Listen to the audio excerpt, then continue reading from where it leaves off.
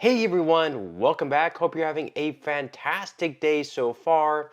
So next week, the Social Security Administration is going to be sending out two different sets of checks. So we are going to be covering who's going to be eligible to receive those payments, plus a new bill in Congress that happens to be bipartisan. We give new protections to beneficiaries of Social Security in regards to overpayments. We will be covering that bill as well. But before we go ahead and dive into the main content of today's video, if you would like to receive up to $200 in free stock or $200 in free cash, in a pinned comment below, I will be leaving a link to Robinhood. All you have to do is once you click on that link is just sign up for a free account and then simply link your bank account. You do not even have to make an opening deposit. At that point in time, Robinhood will be sending you one free stock worth all the way up to $200.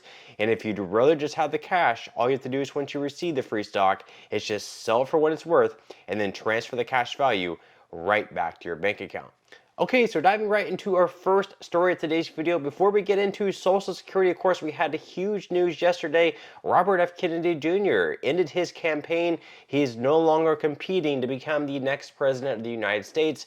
And we had a lot of people wondering, like, who is he going to back? Is he going to back Kamala Harris? Because he did run against Joe Biden, so he was kind of a Democrat his whole life. He would more closely align, I guess, maybe perhaps with Kamala Harris or Joe Biden. But I guess Kamala Harris has moved a little bit more to the left, where he's, kind of more center left, whereas Trump might be kind of like center, I guess. So I guess he finds himself more closely aligned with Trump. Trump has said that he's always kind of, respected Robert F. Kennedy Jr., even though he didn't exactly agree with all the policy points. He at least respected the guy and did have some agreements on certain issues, such as like food production and keeping Americans healthy. So with that said, of course, Trump and RFK Jr. did come to some sort of an agreement that perhaps if Trump is elected, that maybe RFK Jr. would be given a cabinet position. So we're going to go ahead and dive right into this article here by The Hill. So former President Trump on Friday welcomed Robert F. Kennedy Jr.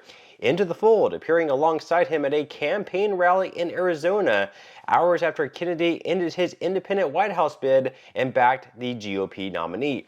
Trump, in a nod to his efforts to win Kennedy's support, said he would establish a commission on assassination attempts that would be tasked with releasing remaining documents around the John F. Kennedy assassination attempt. Trump had previously vowed to do so when he was first in office but did not follow through. The former president also said he would create a panel to work with Kennedy to study chronic diseases like autism, obesity, and autoimmune disorders. So leave your thoughts and comments below on that. Whether or not this helps Trump, hard to say. Certainly will not hurt him.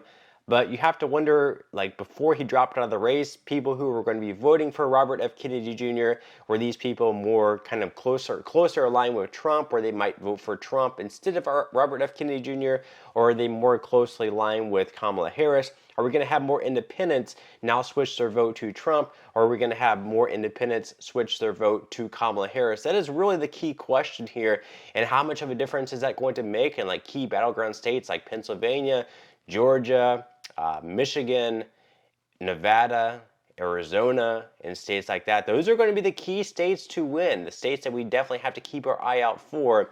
Whoever wins those states is going to be the next president of the United States, so that is certainly going to be interesting. But diving right into our first story in regards to Social Security. Right now, there is a new bill in Congress that would give a much better protections for beneficiaries of Social Security in regards to overpayments. So over the past few months, we've seen dozens of stories out there where people are randomly checking their mailbox and they receive a letter from the Social Security Administration saying, hey, over the past several years, we have overpaid you a certain amount, and because of these overpayments that were pretty much only our fault, you now have to repay a certain amount of money. This money could range from hundreds of dollars all the way up to $100,000. And people who are receiving Social Security benefits and are relying on these benefits to pay for their day-to-day expenses, they definitely aren't like filthy rich, where they're going to have the money sitting in their checking account to repay the Social Security Administration $100,000. So it's pretty much only the fault of the Social Security Administration. It's their fault, but now they're wanting all of this money back, and they're saying if we don't get the money back within like 30 days, then you are no longer going to receive your Social Security check. This is extremely dangerous, but that's why they are having this new bill in Congress right now, which is going to give a bit more protections for beneficiaries of Social Security. So we're going to dive right into this article here by Newsweek. So it says a new bill could make major changes to the way that the Social Security Administration deals with overpayments. Social Security checks are sent to seniors and those living with disabilities each month, but occasionally the agency overpays Americans in their benefit amount.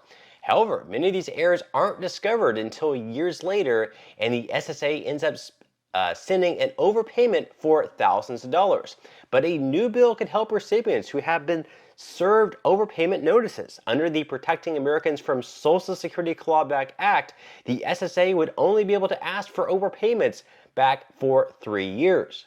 Roughly 1 million people receive overpayment notices each year, and many have no way to pay the agency back as they rely on Social Security checks as their full income. Kerry said if the bill, if passed, would help those beneficiaries who find themselves in the conundrum while facing financial hardship. So this would definitely help them out. Now they only have 3 years to send these notices out. Obviously, if they're sending overpayments of like maybe $100 over 3 years and they send the notice, the amount they're asking for is not going to be nearly as much. Whereas if they're sending $100 more for over the course of 10 years, that amount is going to be significantly more. And as they also mentioned there, approximately 1 million beneficiaries of Social Security receive these overpayment notices each and every year. So this isn't like something that's extremely rare, or maybe only like 1 to 10 people receive it in the mail, and something that's not likely to happen. I mean, 1 million people, that's a lot of people receiving these notices each and every year. And for having 1 million people receive notices that they owe the SSA like $10,000, that's a lot of money to pay back. So I'm really glad that they're finally taking action. I really wish it was something, even more protections than just 3 years, maybe a couple years, or a certain dollar amount that they have to repay. It would be great, but at least this is a start, and it is bipartisan, so it is something that should pass because both Republicans and Democrats back this bill. Now, in our final news piece of today's video, of course, next week, the Social Security Administration is going to be sending out 2 different batches of checks to 2 different sets of Social Security beneficiaries. So next week, according to the Washington Examiner, the 3rd round of August payments worth up to $4,873 are going to be going out in 5 days. That's going to be next Wednesday. So the final round of August is Social Security payments worth up to $4,873 for the highest income earners who retire at age 70 will go out to the second group of retirees in 5 days. Retirees born on or after the 21st of the month will receive their payments on Wednesday. The first round of Social Security payments is typically sent out on the second Wednesday of every month, with the next 2 rounds falling on subsequent Wednesdays. Retirees are eligible to begin receiving Social Security payments when they turn 62, but they will only receive a maximum amount of $2,710 per month. Delaying retirement until age 70 can allot up to $4,873 per month. Now, obviously, the average payment this year is only right around $1,900, so it's very rare if you're able to receive that maximum amount at the age of 70 of $4,873. And then the other round of payments going out next week sent by the Social Security Administration. These payments are going to be going to beneficiaries of SSI. That's right.